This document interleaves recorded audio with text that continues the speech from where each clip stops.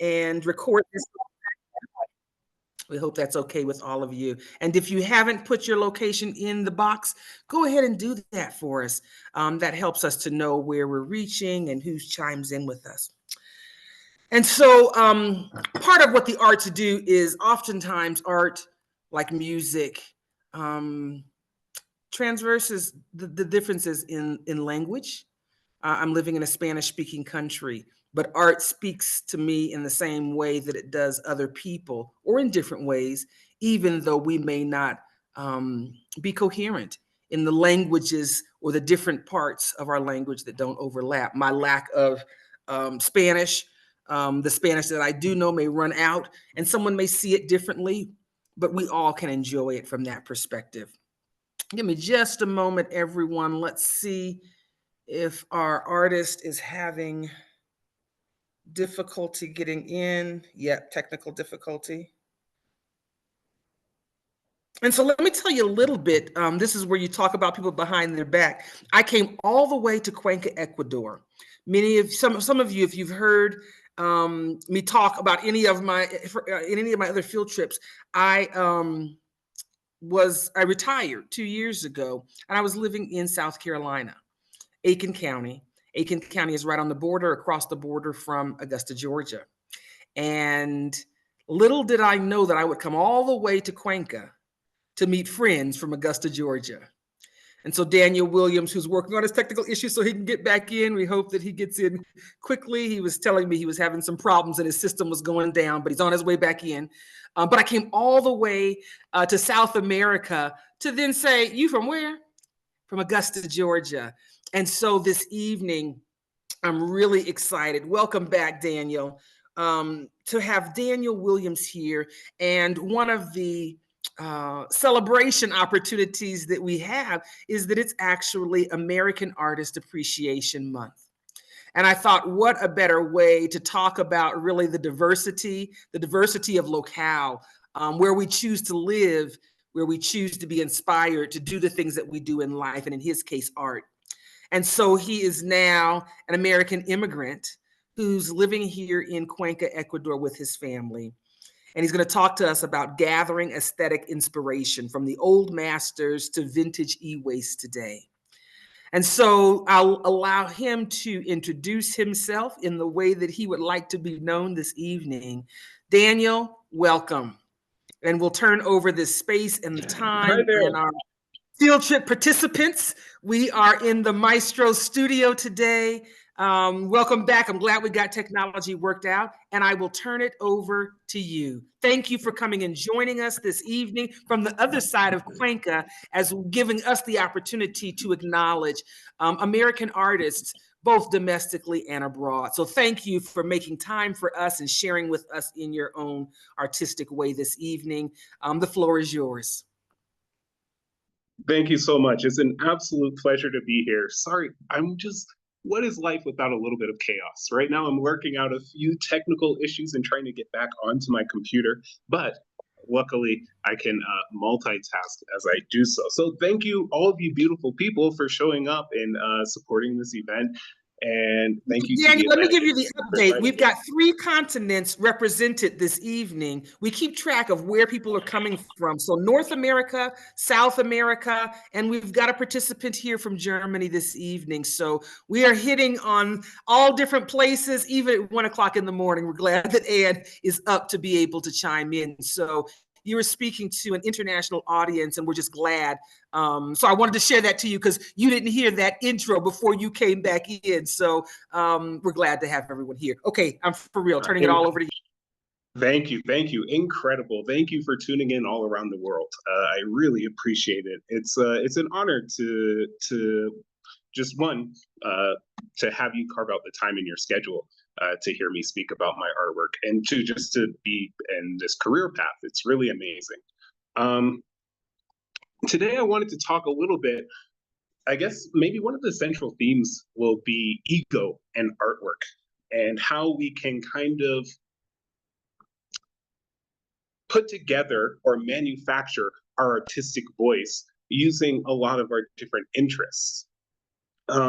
So just a little bit of a background. My name is Daniel Williams, as you know, and I moved to Cuenca. I've been here for about 7 years, and in the U.S., I was kind of living in what you might call bad faith. I was working in a career that I wasn't really happy about, and I decided that something needed to change. So we made this big move, and we moved here to Cuenca, Ecuador, so that one, we could kind of just live a different life, and two, so that I can immerse myself into the arts. And when I got here, the first thing that I did, I gravitated towards art techniques and art classes and learning the way of the artists and specifically realism. And I would say that I got pretty decent at being a realist painter, realist illustrator. And something strange happened about a year and a half ago after an art show that, in my regards, I think it was successful. The dust had settled and it was planned. And what I noticed was this immense amount of pressure, almost to the point of this crippling fear of having to create good, and now know that good artwork is, and my definition at that time, other people. So I wasn't really expressing myself through my craft, and I found that to be a bit of a shame, because I didn't become a painter and an illustrator so that I think most artists would agree that kind of filters for the world. We take what we see or what we feel and we manifest it into something concrete and tangible to try to portray that specific feeling of the human experience. And for me at that time, and not saying this is bad or good, but having a focus on realism didn't really accomplish that goal. Give me 1 second here. Sorry, again, trying to just get my setup back up. I have a demonstration for you today as well. I do want to kind of demonstrate my technique. So what I began to focus on were basically incorporating my interests into my artwork. I felt like my process had become so stilted that it became a bit unenjoyable. So, for example, the likeness and having to chisel away for hours trying to make sure that a hand looks like a hand or that a face looks like the face of the person that you see. And that internal pressure of trying to meet the expectations of other people really kind of created a logjam in my creative flow. So what I did, I developed somewhat of an alter ego so that I could permit myself to explore and experiment and have those happy accidents all throughout the artistic process. And what I ended up with was a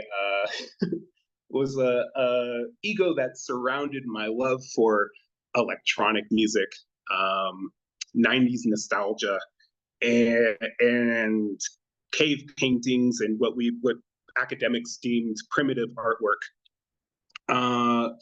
And still trying to kind of integrate that into a cohesive style that works with realism, because I still enjoy realism. I still enjoy impressive, masterly paintings. So it's not something that I just want to cast off. So today I kind of wanted to talk about 3 elements of my artwork. And hopefully once things get set up, I can show you my artistic process and show you how I kind of incorporate these different elements. Give me 1 moment. Sorry for the wait. Like I I said, really what like life the would be idea of without a little bit of chaos to embrace as well. oh, there we go. I think the lag is catching up. I was just saying that where something that's a love then becomes a chore, and you lose that free flowing kind of love for it because of the external expectations that sometimes we paint in our own mind. Absolutely, absolutely. And again, that's all ego. Um, that's all ego getting in the way and kind of creating this projection of identity that we have to live up to. It's false. It's not real. And that's why today, also, one thing I want to talk about is the Jungian individuation process. I'm about to join here on my computer, and then I'll exit on my phone once I finally get connected. Let's see. Okay, join with computer audio. All right, so I'm here. All right, we're switching over. Technology is wonderful when it works with us. It is working with us this evening. He's going to show us some demonstration work. Okay. Daniel, if you can hear, your other device is on mute. Thank you for your patience, everyone. He was having some technical issues before we began, so he's getting that kind of compensated for and trying to get his computer back up so that he can show us a demonstration. Are any artists in here today? Do we have any artists that are in here today?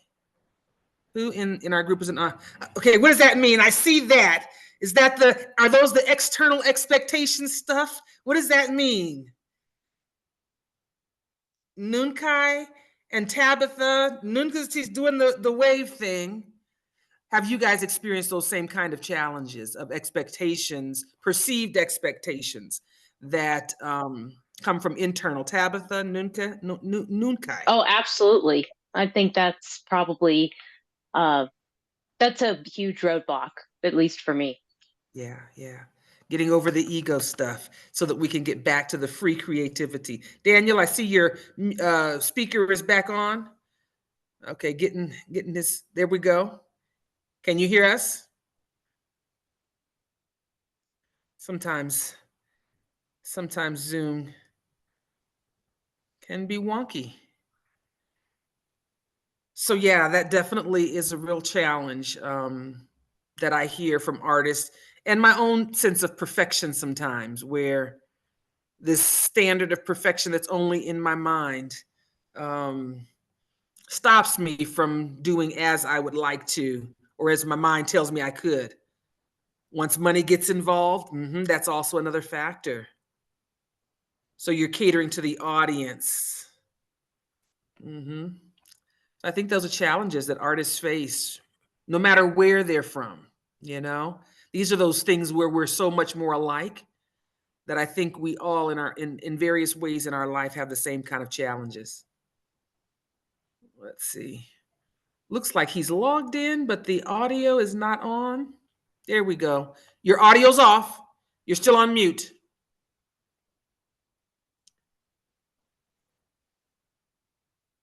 You're still on mute? There we go. Nope, I can't hear you. You're off of mute, but I can't hear you. So is your microphone connected? Your computer is off of mute.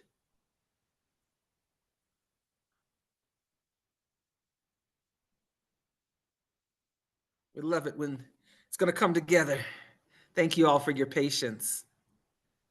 All of those real challenges. What kind of art do you do? Tabitha, Nunke, and any of the other artists? Nunkai.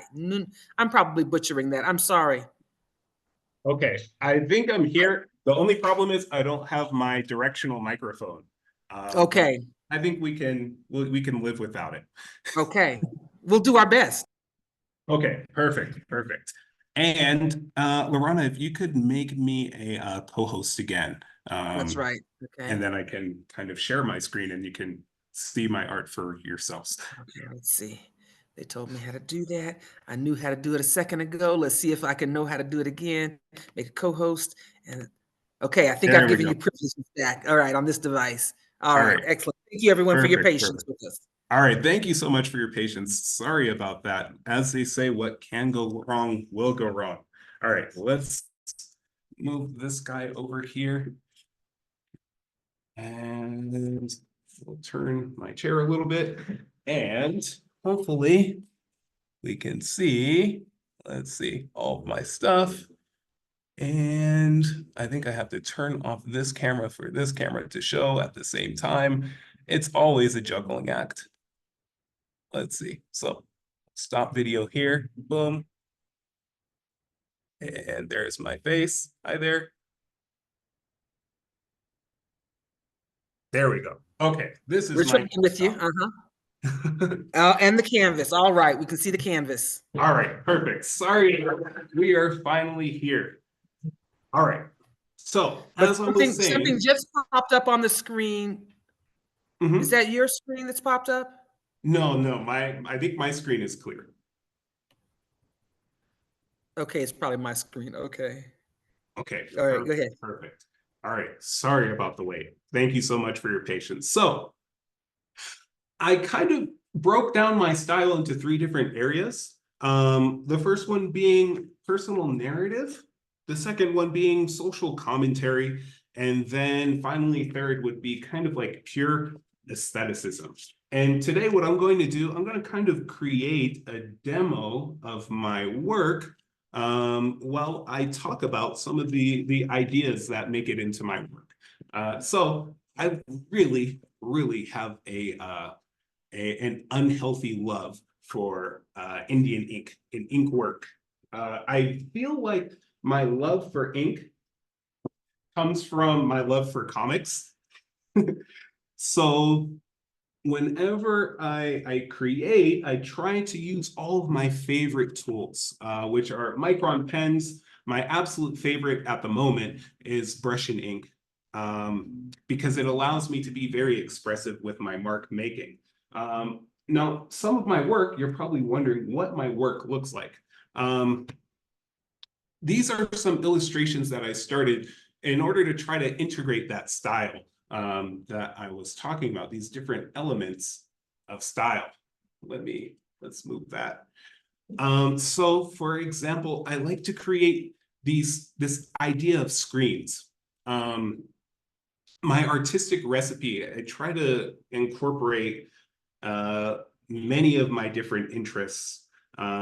So what you'll notice, and what I like about this style is that I feel like I've kind of finally struck a balance. So this idea of Jungian individuation is this idea that we have 2 parts of ourselves that are at conflict.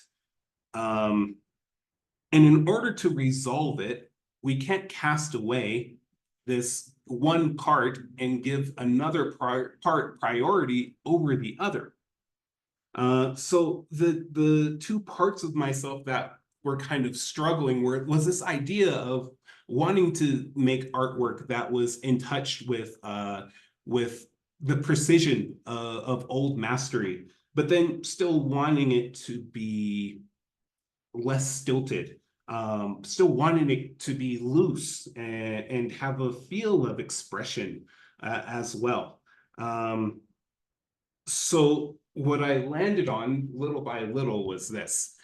Speaking of Jungian individuation, Carl Jung was very big on mandalas. So here's another example of my work. This is a digital print that I made, and it's titled "I Am Not a Robot." Kind of in response to the growing wave of AI art and artistry, which we'll definitely touch on. But for some reason, there's something about these robots that I find incredibly engaging, this technological element. One, I guess from a personal standpoint, it still has that 90s aesthetic. This is a zine that I put together last year, and a zine is just a short book of artwork that's generally countercultural. So kind of keeping in line with this 90s aesthetic, I created a bunch of artwork that kind of has this crude element to it, but still keeping in mind that technique can also create an expression of an idea as well. I think when we think about expressing an idea, many of us think about the subject, the actual subject that we're creating, but we borrow so many different visual elements and so many artistic choices that our artistic choices are also a type of commentary as well. So with this idea of a personal narrative, there's of course a 90s kind of nostalgia here, growing up with 90s cartoons. There's technology. My father was always in the tech industry. I was born in 1992, and we've always had computers in our household. And there's something, my father keeps everything. He does not like throwing away certain objects.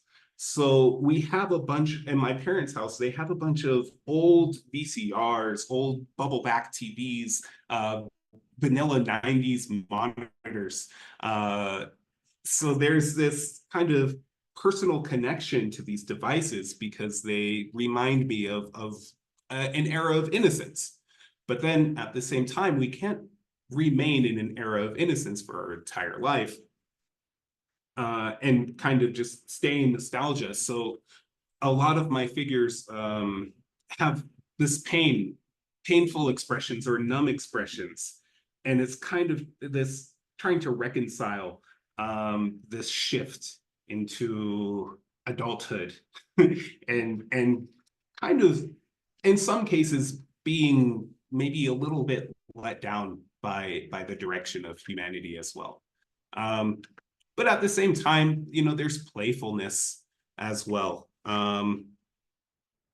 Also, one thing I like is a lot of my figures are isolated, and there's this personal narrative of combating depression, this personal narrative of feeling alone, even though you have an entire community supporting you, which is really a conundrum. It's difficult to reconcile, but using art as a means to kind of capture that feeling of cognitive dissonance. And then being an immigrant as well. Being an immigrant at times can be incredibly isolating. Just the other day, we were out for karaoke with my coworkers. I work at an elementary school, and we were celebrating the end of the year. And I just felt myself in this bubble as everybody was singing these classic Ecuadorian songs that I didn't know the lyrics to, and I just kind of folded within myself and feel like it's that same feeling, right? A lot of my figures are confined to these different borders. And then, of course, there's the influence of my family as well. So while these are kind of, some of these themes are deeply sad, I feel like the vehicle that carries them is also one that's kind of joyful and maybe even a little bit cheeky. Like the crude aesthetic of just kind of scribbling wildly and not really having much of an expectation of the direction, or working in different layers as well, and just kind of building these textures in a way that's loose and wild is a lot like how my son lives his toddler life minute to minute. So I gather inspiration as a father as well. There's Afrocentric elements. So for example, one thing that I have an obsession with and always had are kind of these African masks and indigenous masks that we see throughout the world, cave paintings. And I would say a big influence for that is kind of my lovely wife and some of the fashion choices that she makes with her head wraps. She's very Afrocentric in the way that she kind of conducts herself and in dresses. Another thing is kind of the influence on my daughter and having these having her know as an adult that she is represented in the arts. So of course I have to include Black figures in my artwork to let her know that artwork is her legacy as well. And I'll just show a few more examples here. So that's kind of how personal narrative makes its way into my artwork. And I think it's really kind of it's incredibly cathartic to be able to capture this feeling of depression and isolation, along with kind of this sort of immature kind of fun style as well, and showing the dichotomy of life, right? Kind of yin and yang.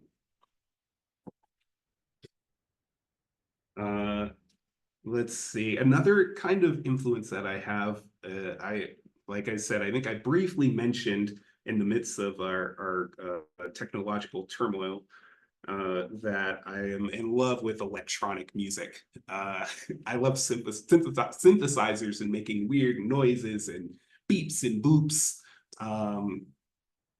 And I don't think it's a part of myself that I was fully embracing, especially before I kind of dove into this aesthetic. And being able to fully embrace it and share my music with my friends and our artistic community has been pretty incredible as well. And then of course, there's my my least favorite part of artwork, which I think it would have to be social commentary.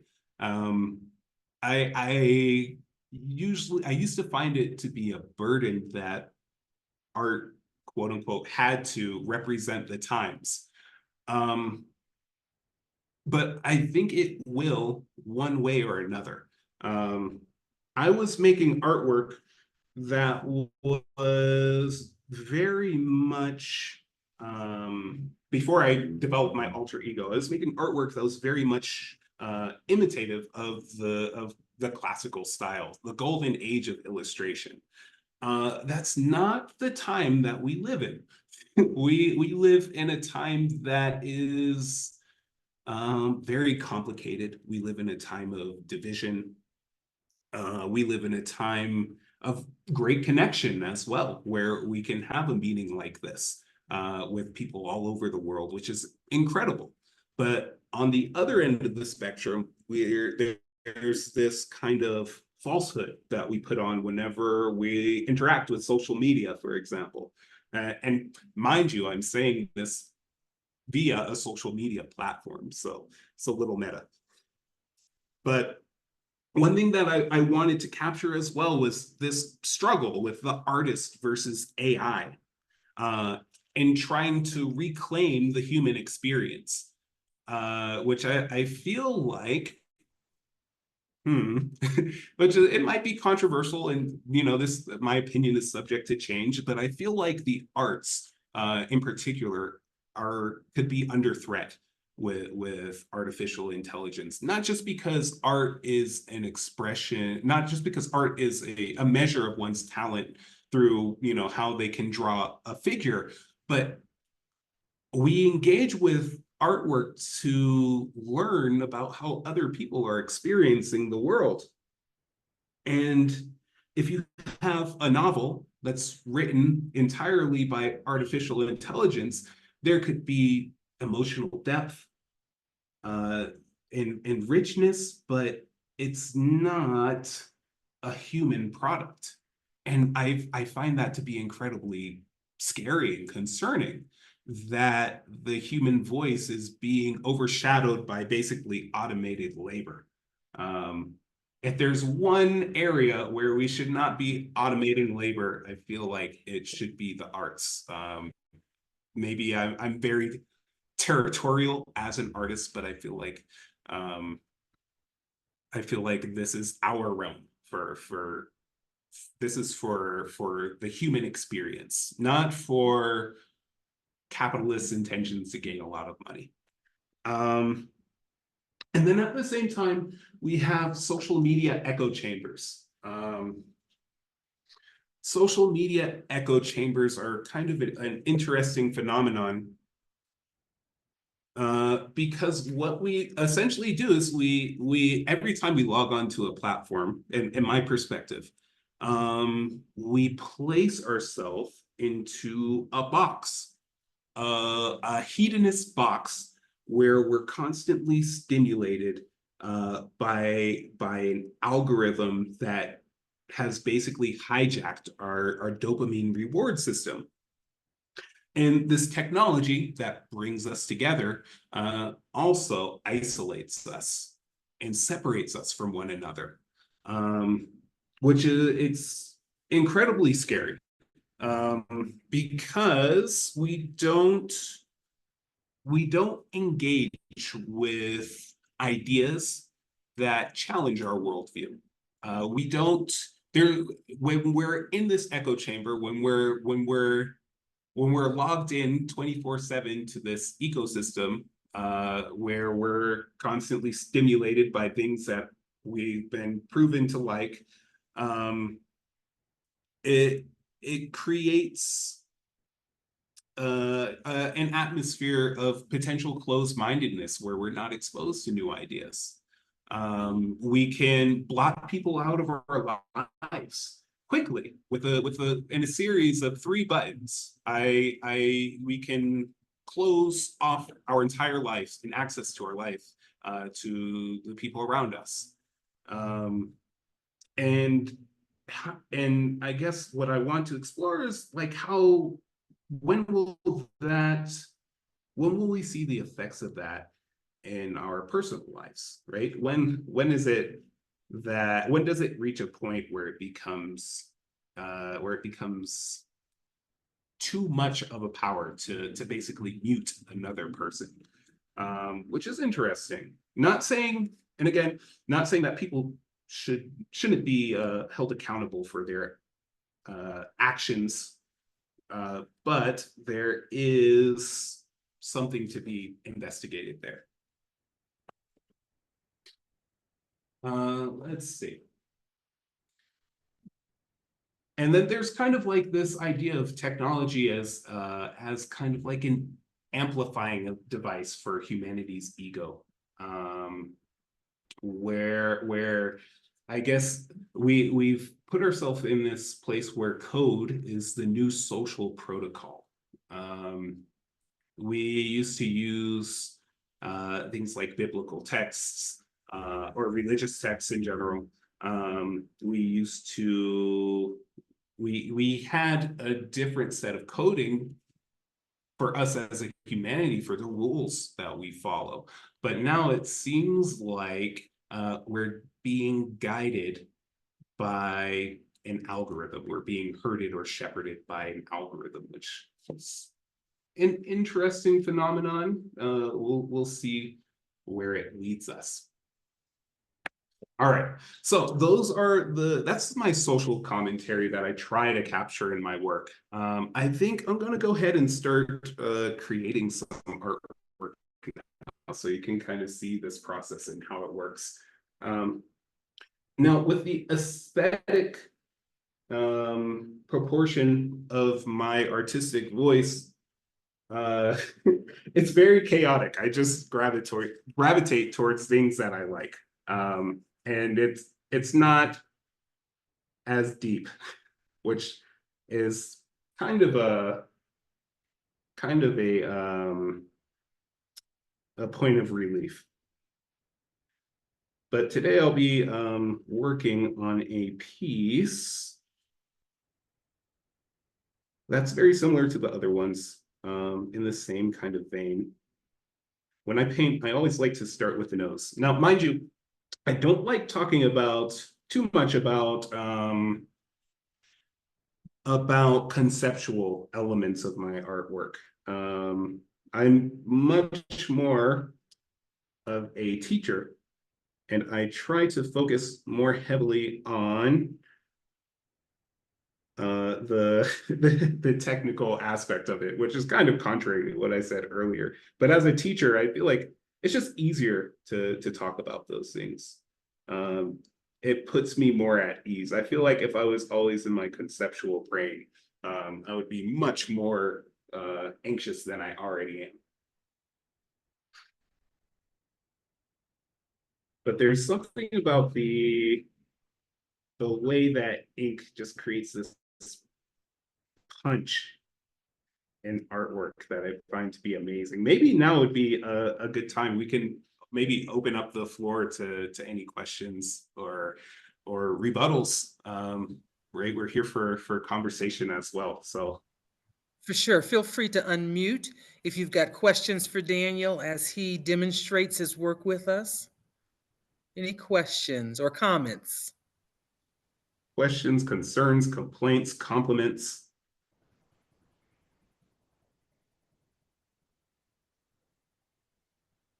The beauty about this ink process is that the space in between the brush strokes is what I really enjoy. Right? Creating these little spaces within the darks. Hey, Daniel, I really liked how your last robot had like flowers sort of in the background. It's like the natural world and then technology overlaid on top of it. Thank you, Catalina. Thank you. A fellow friend from Ecuador. Matter of fact, maybe we could put some flowers in this one. I think that would be really cool. Let's see, where's my pencil? It's like elementary school all over again. Missing my supplies. There we go. Where could we could probably put some in the corner here.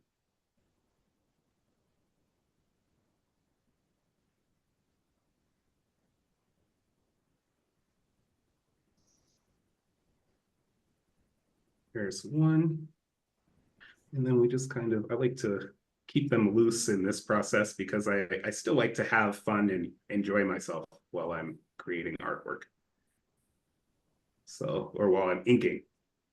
I don't like my inking process to be too stiff. So I like to leave a lot to be discovered. So we'll put some flowers here, maybe some upside down ones.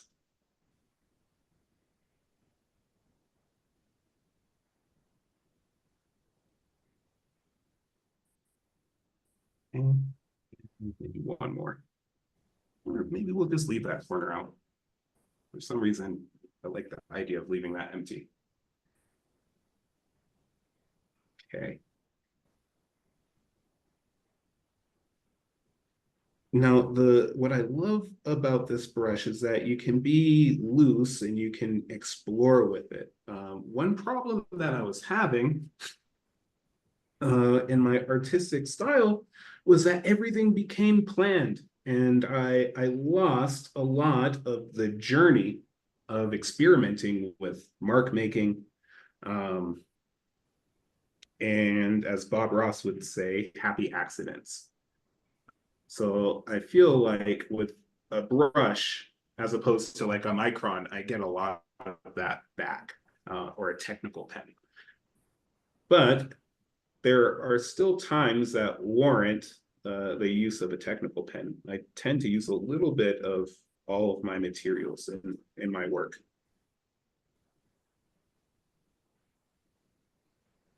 So you mentioned about giving yourself permission to have that freedom. Can you just address that just a little bit? Yeah, so I think when I create, sometimes I have this idea of how the image should look in my head before before the work is actually done. And when I'm too married to that image, it becomes, I can feel that the process becoming stilted, because I'm working with expectations. I'm demanding more from myself, and I can feel that demand. And I didn't become an artist to kind of to adhere to and follow demands. So it can be difficult when you're experiencing that, but that same kind of societal pressure that we learned ever since we're, and since we're small children in school, when you feel that coming from yourself.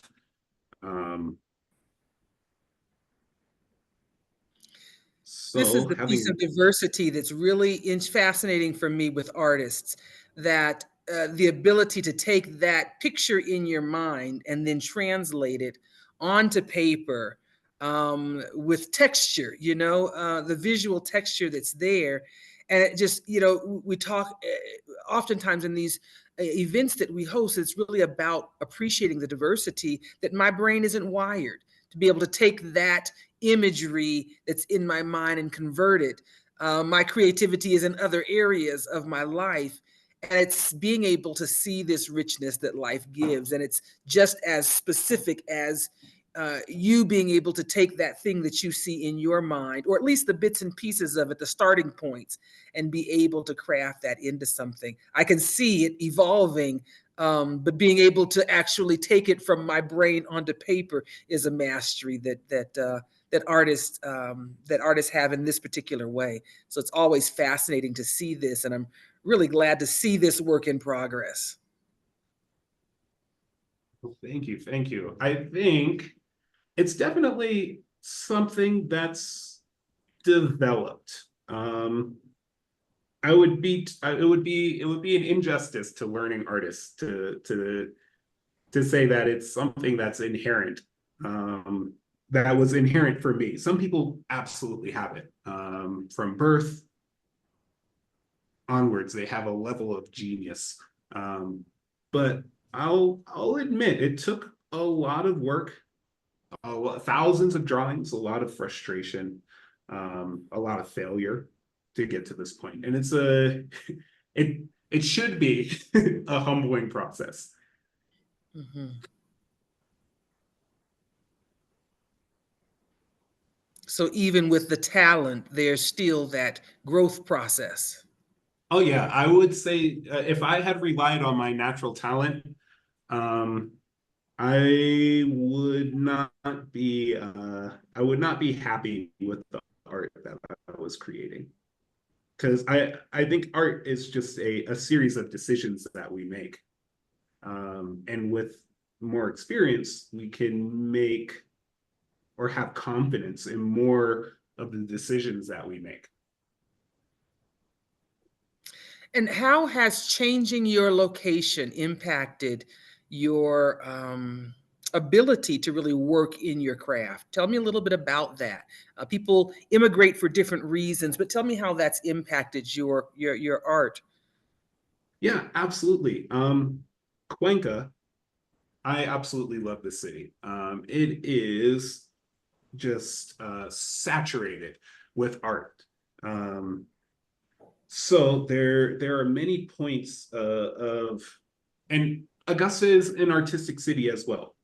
So I won't put down Augusta, Georgia, where I'm from, my hometown, in that sense. But there's something about Cuenca and the way that artists get together in this city with such frequency that is just such a source of inspiration. So in that sense, I think being in this location and being surrounded and immersed in a community of accepting artists with a different cultural background as well. There's so much to learn just from my friends who are illustrators and artists and musicians as well. And then there's kind of the element of time and economics as well, where the cost of living is cheaper here. So I can afford to dedicate more time to the arts without having the financial pressure of having to provide through artwork, which I think is my least favorite part about being an artist, is the promoting and all of that. In that sense, I am not a not the best artist. But I will say I'm learning. I'll give myself credit. Or does that make you a better artist? Because we know certain people that paint what they think people want to buy rather than what they really want to paint. That's true. That is true. So, but at the same time, those people, they have more time to dedicate and devote to the arts because they're making a living through it, whereas I have to go to and be in elementary school every day, which is a privilege in its own right as well. One moment, I'm missing a pen, always missing things. As you can probably tell by now, I am pretty unorganized. All right. So now I'm going to switch to a Micron pen because I like this idea of having a texture. So I'll probably go back to my brush here. I should probably clean it off. There we go. Okay.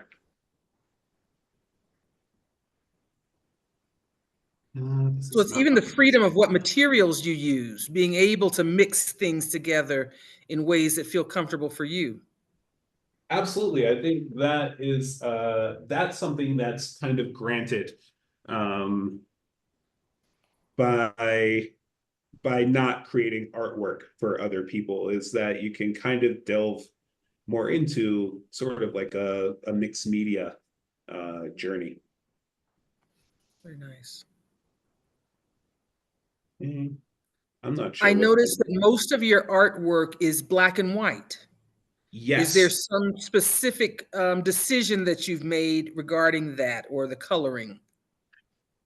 I really like I think it's just a personal preference. I work with color, and I know color theory. And I felt like, again, going back to that idea of ego, I felt like at one point I had to make kind of pretty pictures in color, just because I felt like that was what other people wanted when they go to a gallery. One thing, the most common thing you'll hear people say is, "Oh, I love the colors. The colors are amazing." But it's not really an element that I desire too much in my work. We've got a technical question. There's a blue box that we see. Is that some sort of computer technology? A blue box, this right here? Nope, there's something that shows up on our screen where it looks like something that's trying to focus in. No, that is just my camera software. Okay. We Doing figured, facial recognition. Yeah, it's facial recognition. Ah. I wonder if I can turn that off. Let's see, camera settings. Sorry. Shows just how realistic your face is. Yeah, it's trying to find them. Who is it? It's a little distracting though. Oh well. I'm not sure if I can turn it off in a timely manner. I'll deep dive into the settings later. That is funny though. All right, let's see. Maybe I can find, we need a thicker marker. Well, let's get all these done for the sake of consistency. So, and the cool thing about this process is that as you go, you kind of loosen up and you gain more confidence. When you're working with ink, obviously you can't erase mistakes. And you just kind of have to own them, like, and you say, that's a decision I made. And I think there's a beauty to that as well. Is there a struggle with that ideal of perfection? Not anymore. Not anymore. When the work it has its own kind of chaoticism, it kind of alleviates that fear. I will say I still study. I still study realism. And because I still want to, it still takes a certain level of understanding to be able to draw faces and flowers and things like that. So I still enjoy the act of studying as well, and just being alone in my sketchbook where I don't have expectations. Which I would almost, I might even, there's something to analyze there, because it might even be to a fault. I might spend too much time just in my sketchbook and not enough time creating artwork to sell. All right, so we have 3 flowers. I'm wondering what else can we add here? I know I'm gonna want to frame this, so.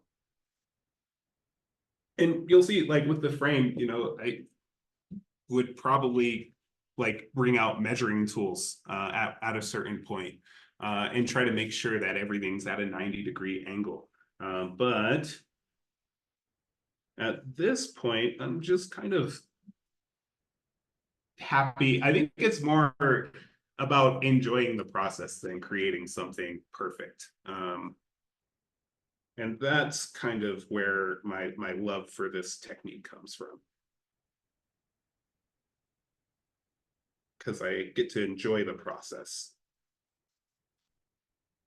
Now, one thing I want to show you, let's see, I'm not sure what's on my.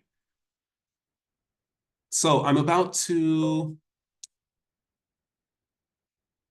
let's see, I'm about to go onto one of my favorite websites to gather inspiration, which is actually Goodwill's shopping platform. Because where better to find useless e-waste than a thrift store? So what I'll do, I'll go to Goodwill, and then I'll go to their computers and electronics section, and I'll just start kind of scouting for interesting designs that some people would say that I could rip off of. I would say that I could gather inspiration from. I think that's kinder language there. But I really enjoy kind of the aesthetic of the 70s and 80s. 70s, 80s, it's called cassette futurism. And when I find a design I like, I usually go towards, gravitate towards like a lot of different like radios, old TVs and monitors. Like this one, for some reason, whatever reason, kind of speaks to me. So I might incorporate elements of this into my artwork as well. So what I'm just doing, I'm just going through and I'm filling up my visual library with different designs that for whatever reason too, I'm attracted to. Weird obsession, but it's, I don't know, there's something, there's a charm to these old devices that I really enjoy. Anne So asks, that's how important is symmetry in your process? symmetry. I wouldn't say symmetry is important. I would say it's more about balance, right? So for example, let's go here, right? So if I put something right, like up here, like an element up here on the kind of chassis of this robot, I'd probably want something on the other side as well. So in that sense, it's symmetrical. But as you can see, like one side is going to end up being higher than the other. There's this element of wonkiness to the work that I really embrace. So I might have a whole panel of buttons and knobs over on this side. So I'll have some buttons and knobs, maybe vents, right?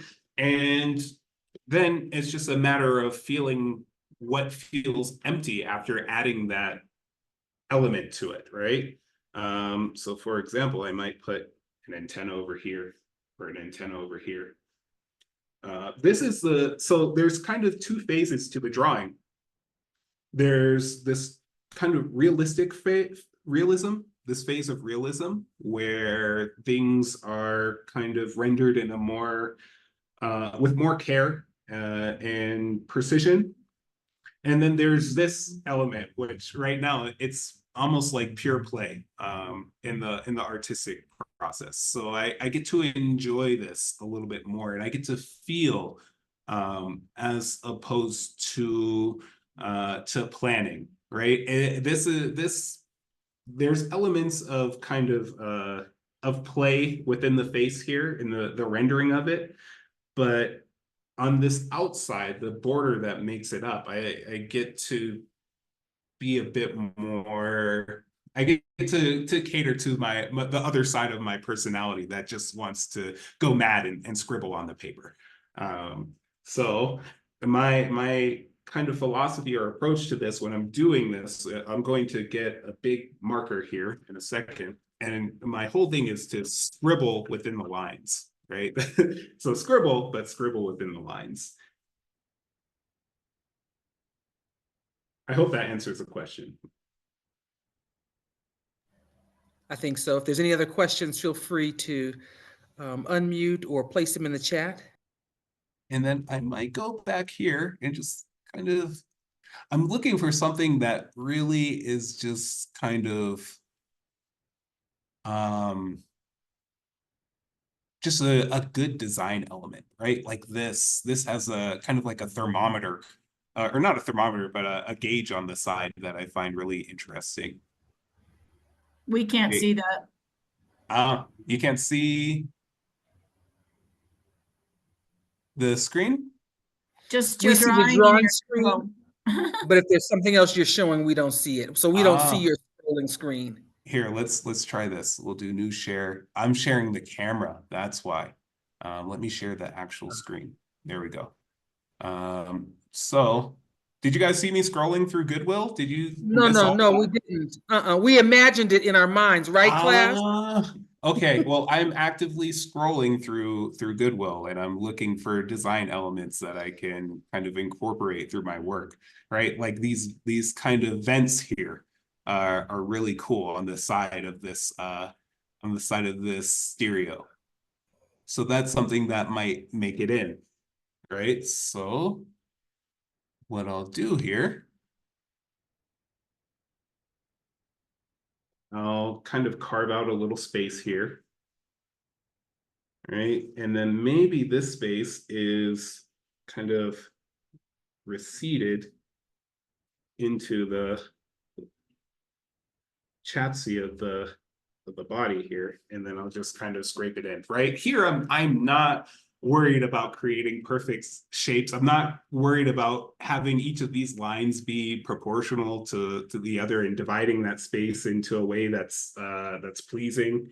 It's pure play, right? I might even like put a little bend in the neck here of the robot. All right, I think I need to go back into the face because it's missing just a little bit of details. So grab my brush here. And I'm going to add some cross hatching on the side here, just at the bottom of the eyes.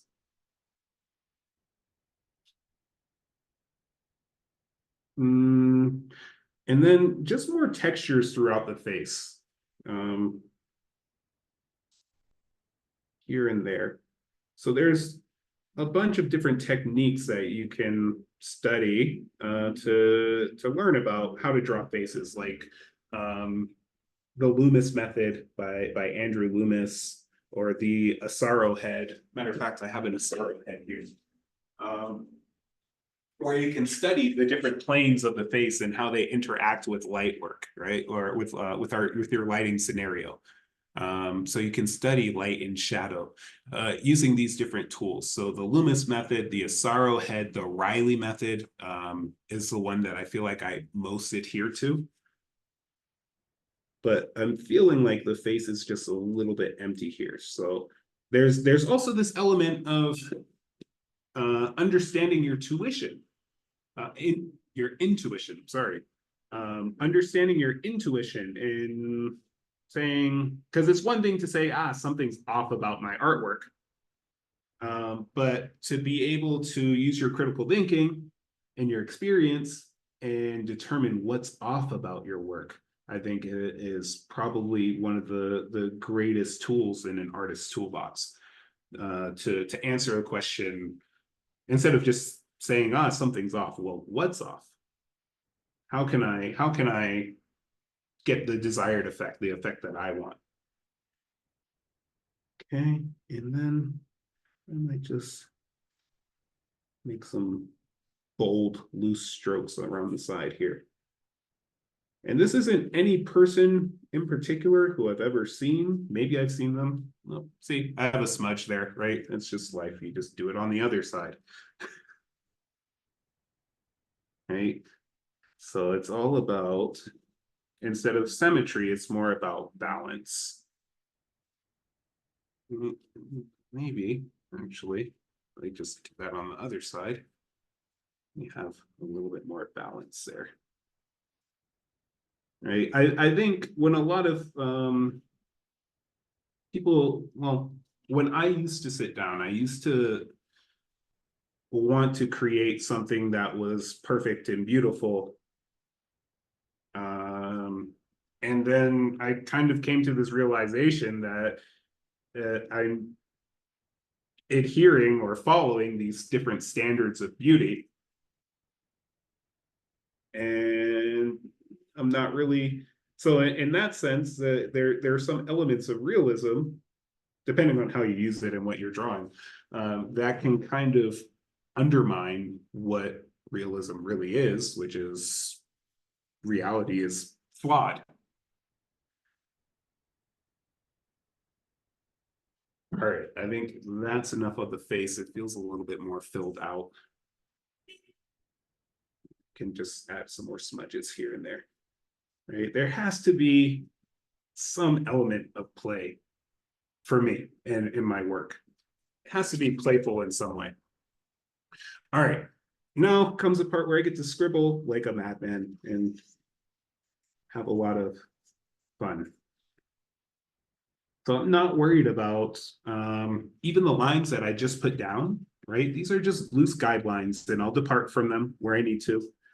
And I'll allow for different mistakes to, quote unquote, mistakes.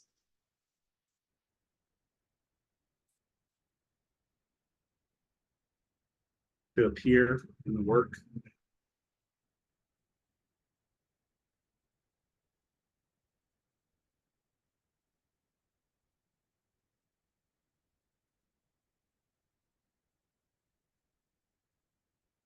If I cover up a flower or something, I'll just kind of fix the form. When you're working with ink, black is your best friend. More ink, right? If you make a mark that you don't like, you can always make it darker. You can't make it lighter. So the secret is use more ink. There are some shapes that I made, some decisions that I made that I really enjoy. So I want to preserve them at the same time. It's not just, again, it's this concept of balance. There are some things that I do want to preserve, and there are some things that will ultimately get erased or lost in the process.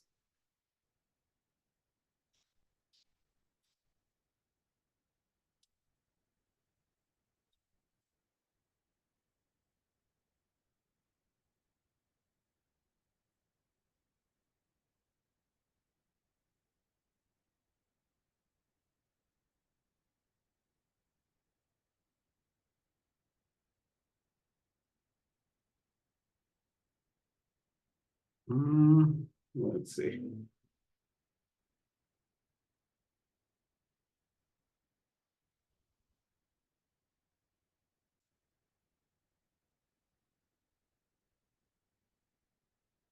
So I try not to just color everything in black in a solid kind of way, because I still want there to be texture in the work, right? Like in this area here, I feel like in this top corner, I didn't leave a lot of texture there. But again, it's not about symmetry, it's about balance, right? And balance can also be diagonal. So when in my mind, I'm seeing this as like a seesaw, right? So what I can do, if this side is heavy, I can create an area over here without too much texture. That's a little bit more filled in. And then all of a sudden, we have a little bit more balance here. So these are kind of the inner processes that are going on when I'm composing an image, when I'm working on the composition.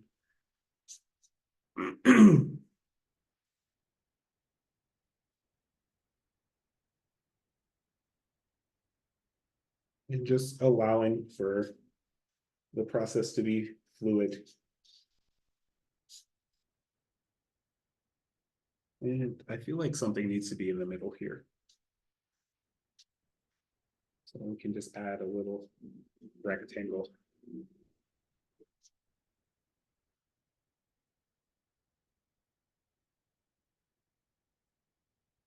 Like so.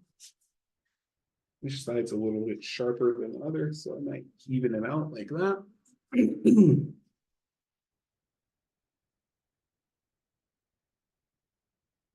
we come back to this little panel here that we got from that radio idea.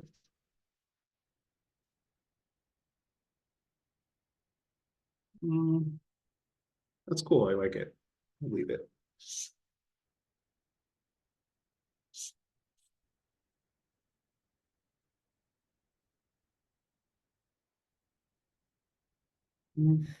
Question came in, how do you decide that a work is finished, that there's nothing more to add or change?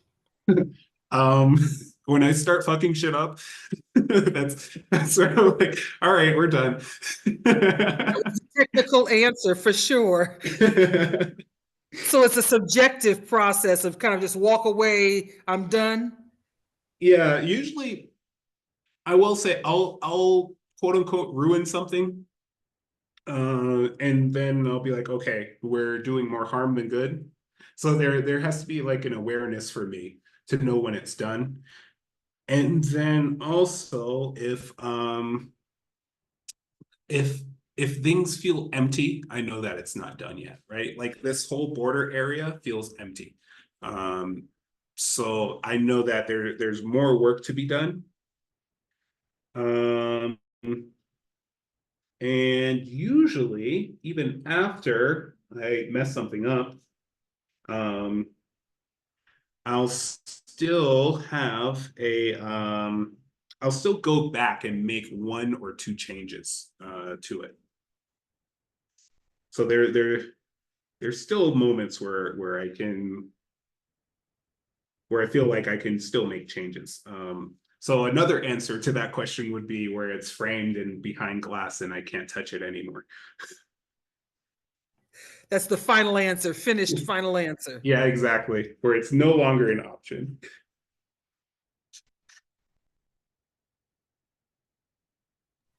Well, you talked about artists and being able to afford to be an artist. Tell us a little bit about what you're doing commercially that helps you to be able to afford the lifestyle that lets you be an artist doing the things that you love to do as far as your artwork.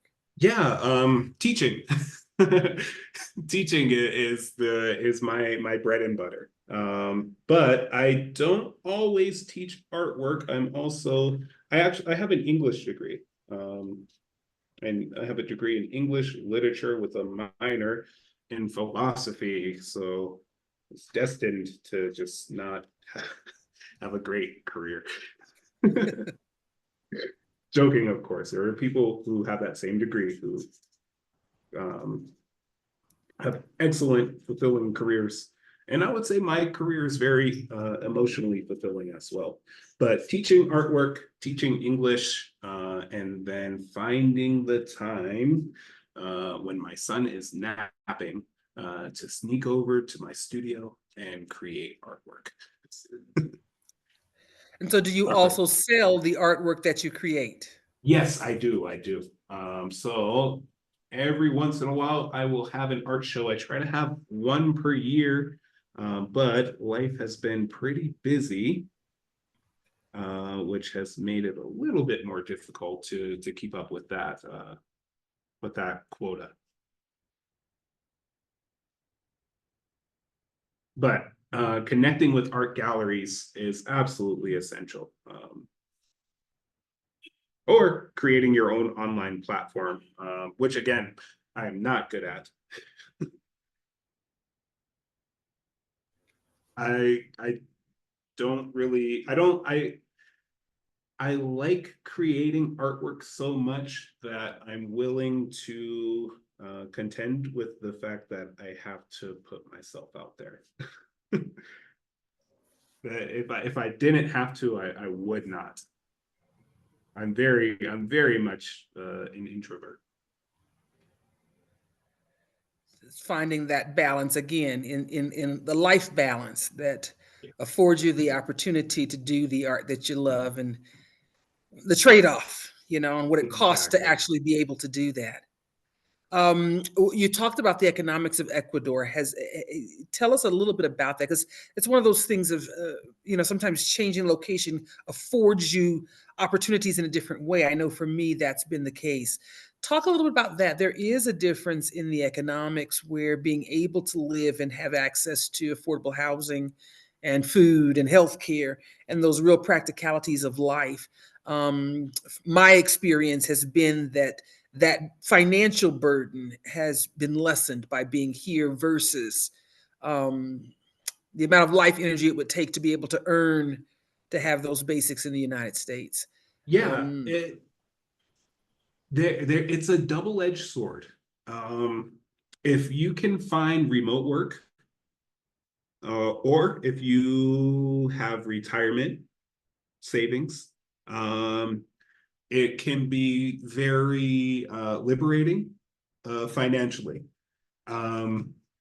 If you don't have remote work and you have to work in the local economy, it can be a little bit more difficult. Luckily, I have a balance of both, but a little bit less time these days. So, for example, if I were just to teach at the school where I teach now, it would be very difficult to have the level of financial freedom that I have, and the time as an artist, because I would have to do other things.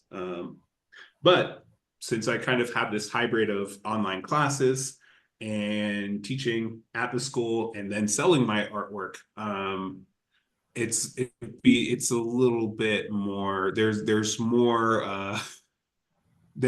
I have fingers in different pies, I guess you could say.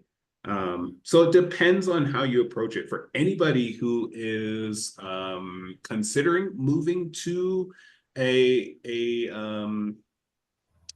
country like Ecuador, where the cost of living is lower, I would highly recommend, and if you're an artist, specifically advice for artists or creatives, I would highly recommend that you find some way to create here and then travel to sell your work. I think that would be one of the most lucrative ways to make a living. There was a question about being a left-handed person. Anne says she's being a left-handed person herself. She knows that writing from left to right can be challenging. What about drawing? And do you have different techniques that differ from right-handed artists? I do. Right now, I'm a little nervous, so I'm not as tuned in as I normally am. So I have like smudges. But generally, what I would do is I would work from right to left. So I would start by making the strokes that I need on this side, and then work in this direction, and that would stop from smudging the artwork. And it usually works, but again, happy accidents where we end up with more expressive work. But I will say that as a right-handed person, I experience too much injustice in this world. There's not enough adaptations for us. I'm sorry, left-handed person. There's not enough adaptations for us left-handed people. So definitely a Being difference. a little bit facetious there. And we've got about 10 more minutes. So as we bring to a close, I want to leave the last minute or two for you to be able to share your contact information for individuals to be able to find you, find your artwork, find works that you may have for sale, or other ways to be able to reach out to you. Yes. Give us just a tidbit about part of the freedoms. Part of what we do with Atlantic Institute is about understanding the differences. For me, the point of connection I have is about people living their passions, and the impact on life, and namely the enjoyment of getting up and going into life, knowing that you're doing things that you enjoy. Have you experienced that kind of liberating freedom by being able to do your artwork? Just talk a little bit about the quality of life that being able to live your passions is offering you in this chapter of your life. Or does it? I don't want to speculate that it is, but does that change, in your mind, the quality of life that you're living when you're living out of your passions?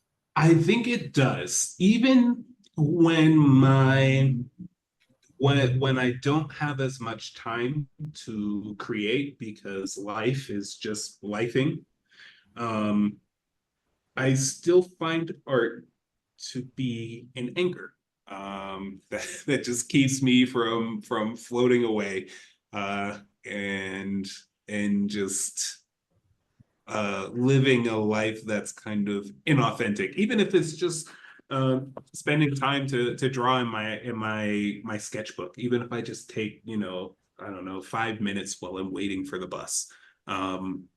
Those little moments, they keep me anchored to what I understand to be my meaning for my life, which is to create the meaning of my life. And so it's a privilege in that sense, because creativity isn't something that can be stolen or taken away from you. And I think that's kind of the amazing part about it, is that hopefully, if all of my cognitive functions remain functioning, I can still have this creativity for the rest of my life. And it doesn't have to, there are sacrifices here and there where we have, responsibilities, familial, financial, moral as well, where, sometimes our career might get pushed off to the side or sidetracked for a while. But the idea, I don't think being an artist is making a living off of your artwork. It's being able to be present while you're creating. So as long as I have that, I'll feel free. Very nice. All right. Let me see if I can find something with my information on it. Here's my face again. And I'm wondering, the zine that you had looked like it had the contact information on it that you showed us earlier. Yes. That had some of your handles. Let me share. Follow up. Check out your art. I know that you're on Facebook as well.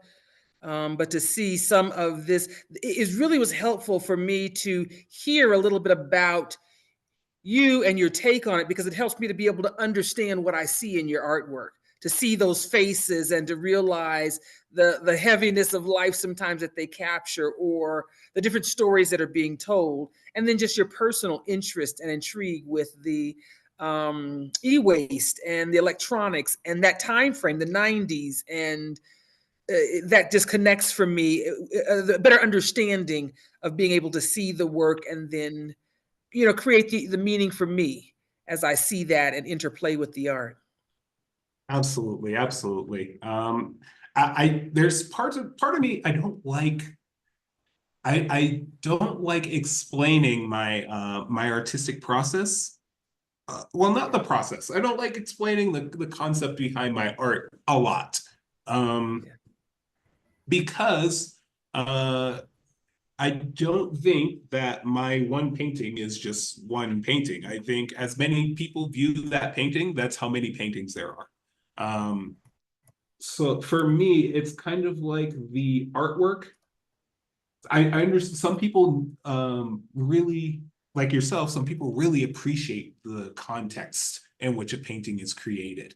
I like having people interpret it for their own. I like people projecting their own experience onto my artwork and, and having them kind of describe what it means for them as well.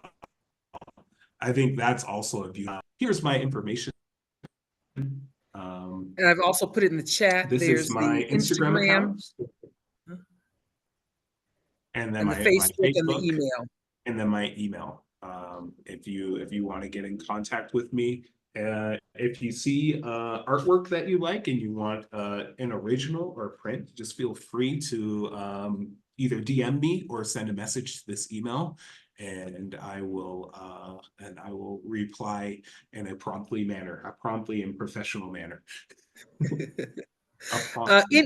Any other questions? Anne says that was so interesting. Not enough adaptions for us shorties either. Okay. Any other questions that you have? Daniel, I really appreciate you coming and really letting us kind of come into your studio and see your process. It's quite thrilling to see. Any other questions while we have you and are occupying your time this evening from the group? If so, this is your opportunity. Feel free to unmute or put it in the chat if you'd like to make a comment before we wind up.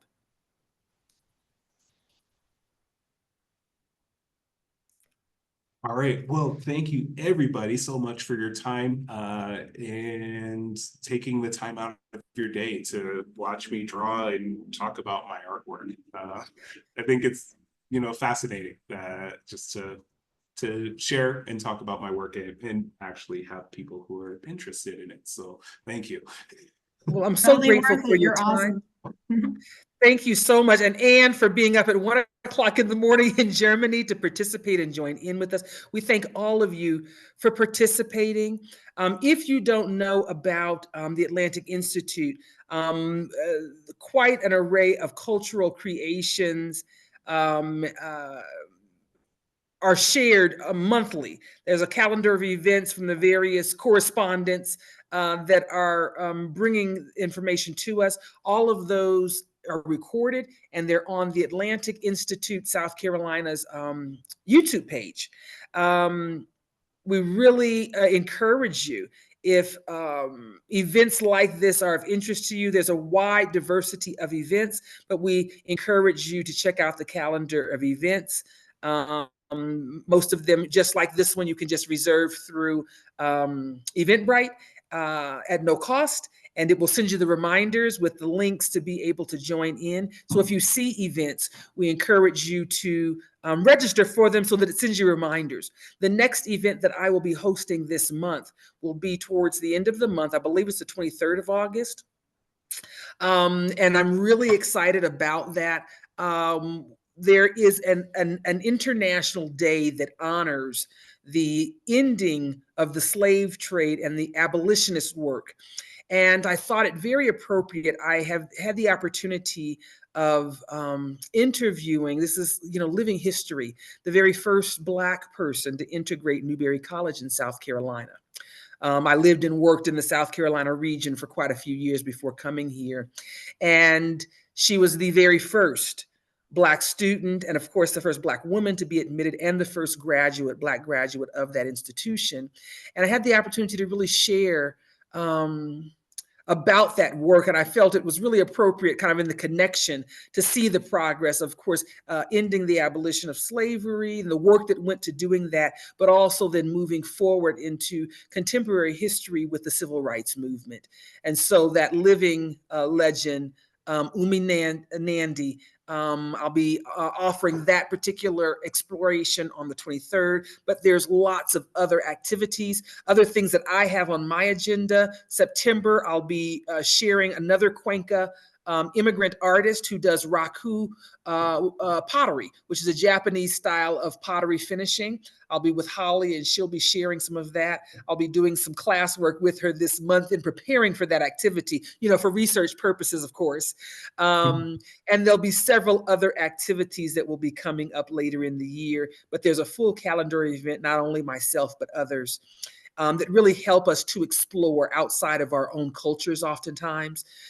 If you're interested in any of the field trips that we have done that have centered here in Ecuador, you can go into the video feed. We did the Inti Raymi celebration. We talked about the Corpus Christi holidays. We've done the Puipungo Museum, the History Museum here. There's been just quite a few of the explorations from here in this region. The Toquilla straw hats that people sometimes refer to as the Panama hats that actually come from this region and is still part of the cottage industry. So there's an array of excursions and virtual field trips that I've taken others on. So if you have not jumped in to see those, they are on video so that you too can participate and perhaps expand the horizons outside of your cultural norms as well. And so we thank you for your support. Thank you all for coming and sharing this time with us. Daniel, thank you so much for following your passion, because it gives us the opportunity to kind of glimpse in and see things through different eyes than our own. And so thank you so much for coming and sharing that with us today. For all of you, we again thank you for participating. And if you did not put your location in the chat box, please do so on your exit. And we look forward to seeing you on the next field trip. Have a great evening or morning. And feel free to unmute and say your goodbyes. And then we will end out this field trip excursion for tonight. Thank you again, Daniel. Have a great evening. All right. Bye, everyone. Good night, Tabitha. Good night, Ann and Woody and Sarah. We appreciate you all for being here. Have a great evening. Sarah, Canada. All right, we're hitting North and South Americas. Excellent, excellent. I think 3 continents and about 3 or 4 different countries represented this evening. Glad for you all being here and sharing with us. All right, guys, I am going to close out and turn our recording off. We wish you all a great evening.